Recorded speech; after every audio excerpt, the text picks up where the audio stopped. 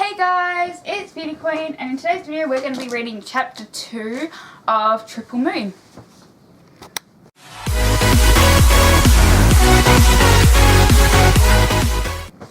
This does not smell good. This smells like cat urine. Oof, that stinks. Have you been pissing on my clothing? He's asleep on the couch. So, chapter 2. In the last video I read the, what did I read? Last episode I wrote Fade to Black and chapter 1, which was titled Thrift Shop. So today, if I can find the chapter, we're going to be reading chapter 2, which is Fancy. Okay. I do have a playlist with all the book rating things if you want to read them. So, Fancy. As she made out with Leo Fairbank in the back of an Uber limousine, Molly Overbrook not so similarly checked her phone over his muscular shoulder.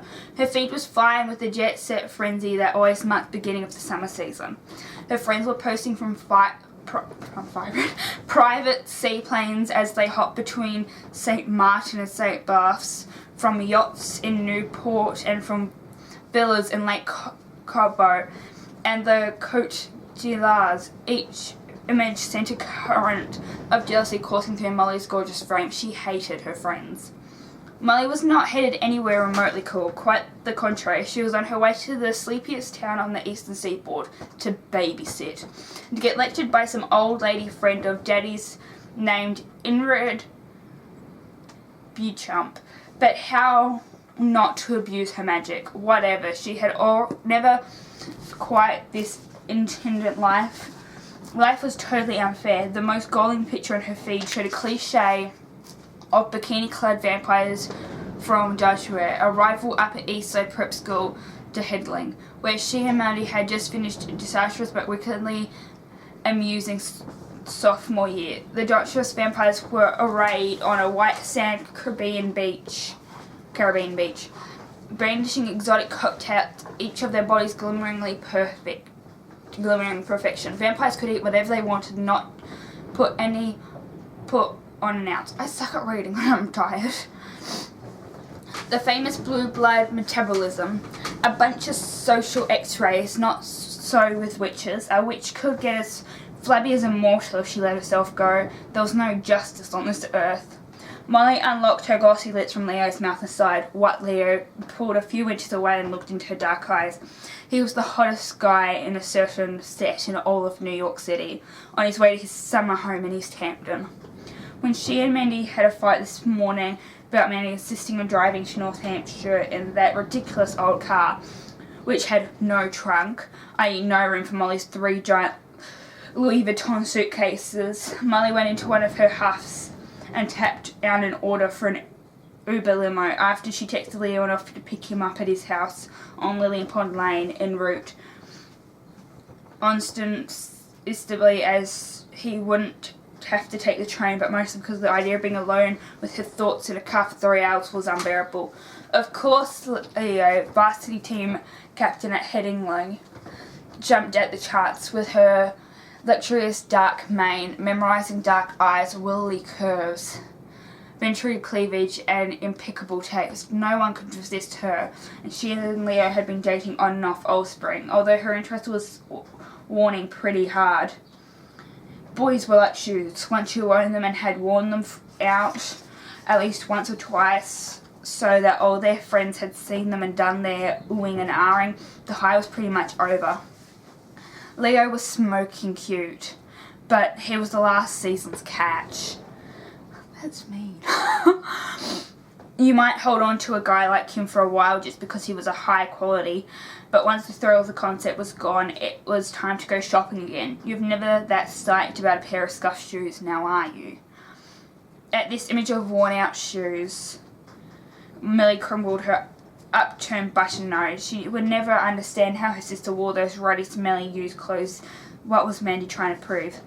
As if summoned by the negative thought, a post from Mandy popped on Molly's screen, a shot of Mandy's pucker and the cherry red lipstick she liked, along with the strap of the leopard print bra she had flinched from some skanky old flame of Dad's.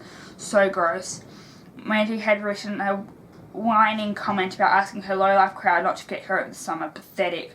By the end of the summer, most of Molly's so-called friends would have overdosed or been shipped off to rehab. There was no one left to remember her anyway. Despite her irritation, Molly couldn't help but feel a little bit confronted by the sight of the Phantom Rose gold ring drifting over her sister's mouth, the ring that she alone could see. The twins shared a secret language that might come in handy in the boonies on East End. At some point, they just might need to shore each other up. She filled with the ring at her finger, the physical model of the image that drifted secretly across the twins' pose. The ring was warm and luxurious. Its diamond-shaped bruise pleasantly worn like a kind old woman's face. She and Mindy passed the ring back and forth between the middle finger of their right hands. The exchange was almost unconscious and totally peaceful in every other aspect of their lives, from who got the most syrup on her breakfast bowl to who got to control the plates at the party, to which girl got more of Daddy's attention. The twins were viciously competitive. It's not fair was their constant refrain, but when it came to the ring, which they had shared for as long as they could remember, there was simply no issue. It drifted between them. They had a tendent understanding that one of them would keep it at all times. Frustrated with Molly's distraction, Leo checked out her friend who well said, "Is that Mandy? She looks hot." Sparked with jealousy, Molly pulled him closer and kissed him harder, while he laughed and doing compassion after such a turn make-out session earlier. "I've never seen you take anything so personally."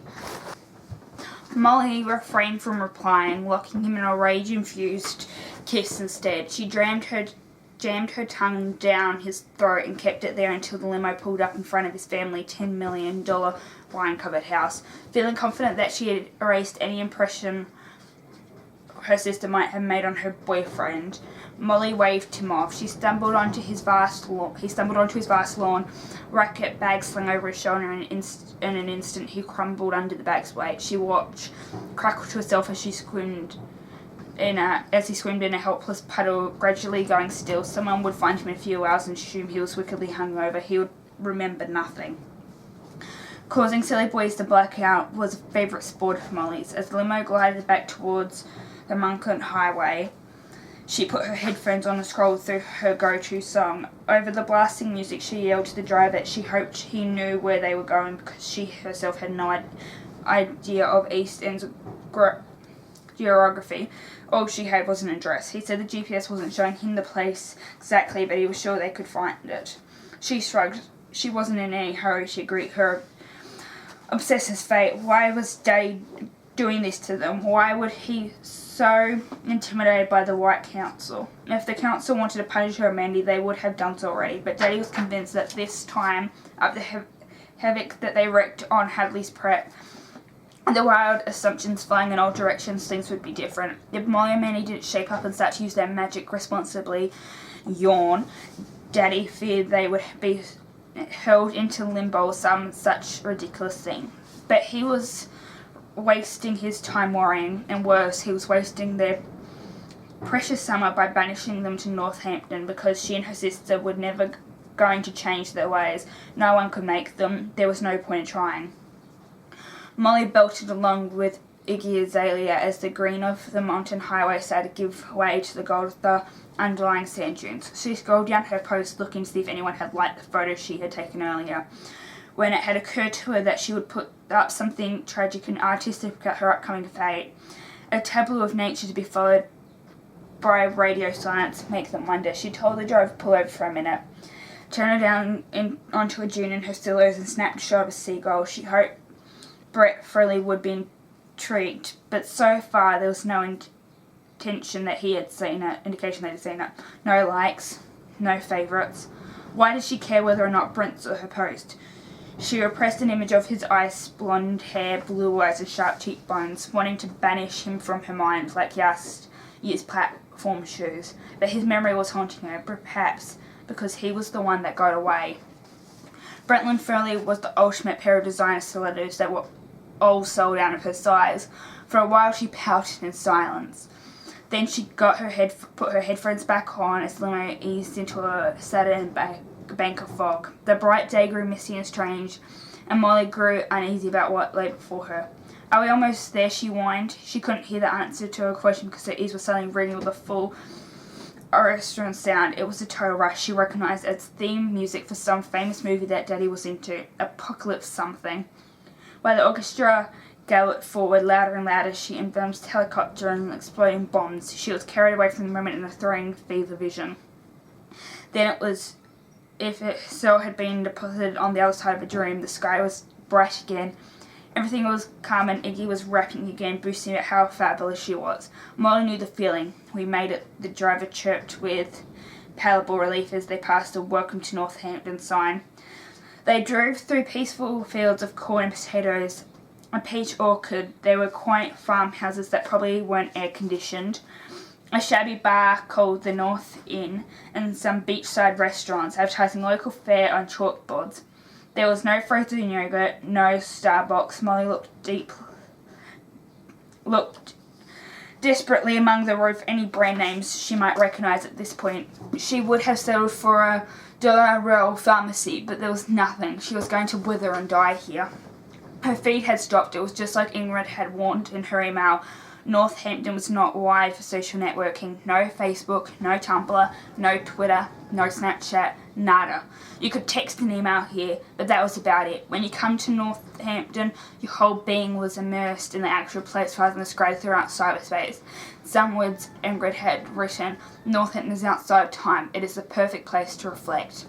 The moment that Molly's limo pulled up in a beachfront colossal house, freshly painted robin's egg blue with a salt box roof and white gravels, Mandy's idiotic Ferrari screeched to a halt in the upwards driveway. Molly waited for the dust to settle before she nodded her driver to open her door.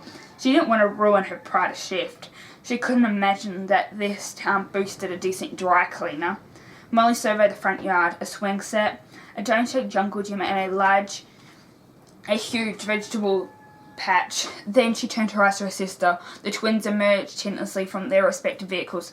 Nice ride, they sneered at each other in union. Thank you guys so much for watching, and come back at a later date for chapter 3. If you want to see or hear me reading more of the book, then definitely come back and check out the playlist and check out my other videos because I have so many. Thank you guys for watching. Bye!